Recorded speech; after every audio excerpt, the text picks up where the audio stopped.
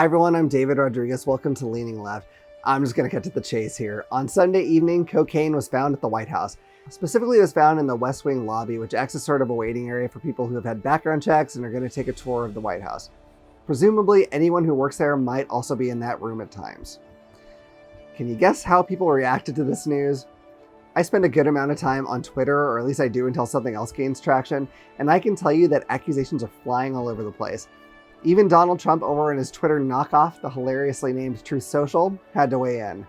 He posted, "Does anybody really believe that the cocaine found in the West Wing of the White House, very close to the Oval Office, is for the use of anyone other than Hunter and Joe Biden?" He asked without a question mark. "But watch, the fake news media will soon start saying that the amount found was very small, and it wasn't really cocaine, but rather common ground-up aspirin, and the story will vanish. Has deranged Jack Smith, the crazy Trump-hating special prosecutor, been seen in the area of the cocaine? He looks like a crackhead to me." Donald, listen, there's no easy way to ask this, but have you seen Don Jr. before? All right, just kidding, Donald. I know you've never paid any attention to your kids. Except Ivanka. You paid a lot of attention to her. God, can you believe someone who posts stuff like that was the president? It's so bitchy and catty, you'd think maybe someone from the Moms for Liberty wrote it. But a world leader? Yikes. Anyway, I thought it'd be fun to go down the list of suspects and tell you who I think it likely is and who I think it likely isn't. So here we go. First suspect, President Joe Biden. I know Republicans would absolutely love for this to be true. Here's the problem though. Much like they can't really claim Joe Biden is both completely senile and a criminal mastermind at the same time and retain any tiny bit of credibility they had, they also can't be calling him a Sleepy Joe and claim he's on cocaine. Whether you like him or not, Joe Biden is one of the most mellow presidents we've ever had. If the Biden we see on TV is him on cocaine, then him off of cocaine would just be him in a coma. Also, the Biden family wasn't in the White House around the time that it was found, and it's very unlikely it would have gone long without being found. It wasn't Joe Biden. Second suspect, Hunter Biden, the president's son. Hunter Biden has definitely struggled with addiction in the past. Is he still having problems? Hell if I know. It doesn't really matter to me because Hunter isn't the president. But why would he leave cocaine there if it was his? Could it have been an accident? I suppose. But again, the Biden family wasn't in the White House that weekend, so there's no reason Hunter would even be visiting. Nice try, Republicans, but it wasn't Hunter.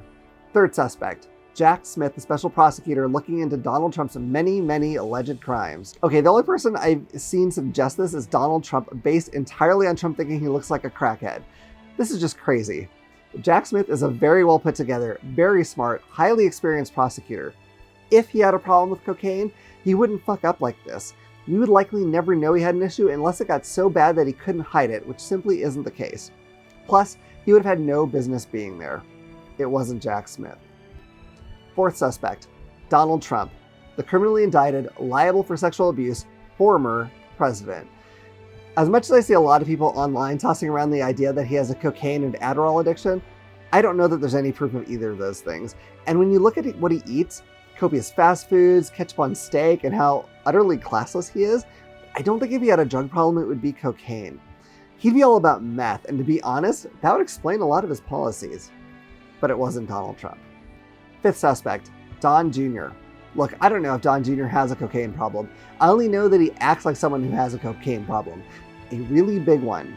But hey, maybe he just acts in an exaggerated way in the hopes he'll get some attention from Dad.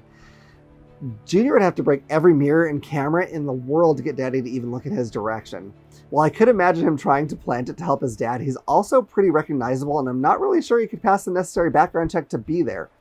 It wasn't Don Jr. Sixth suspect, a member of the Freedom Caucus or other mega politician. While I wouldn't necessarily put it past them, they don't usually need evidence, planted or not, to make accusations. They just come up with something and repeat it until MAGA voters believe them. Honestly, I'm not sure if any of them are even smart enough to come up with something this stupid. It wasn't one of them. Seventh suspect. It was accidentally left there by a tourist. Okay, maybe. But why would a tourist bring that with them? If they were so deep into addiction that they didn't think they could make it through a White House tour without a bump, I have trouble imagining that they have a clean enough record to pass the background check. It wasn't a careless tourist. Eighth suspect, and who I think it really was. I do think it was left there by someone there to tour the White House, someone who isn't famous at all. I think it was left there by some MAGA voter in hopes of stirring up some new controversy for Joe Biden. I don't think it was some big conspiracy. I think it was just one or two wackadoos who have drank gallons of Trump's Kool-Aid, and like so many of them are willing to break laws to help out their grotesque orange messiah. So that's who I think did it, but what about you? Do you think it was someone on this list? Do you have someone different in mind? I'd love to hear your theories. Make sure you tell me in the comments. I hope you've enjoyed this video. If you have, please hit like and subscribe and click the bell icon so you can know about the next time I put out a video. Until then, stay woke, stay vigilant, keep fighting, and remember, if you keep leaning left, you'll always be right.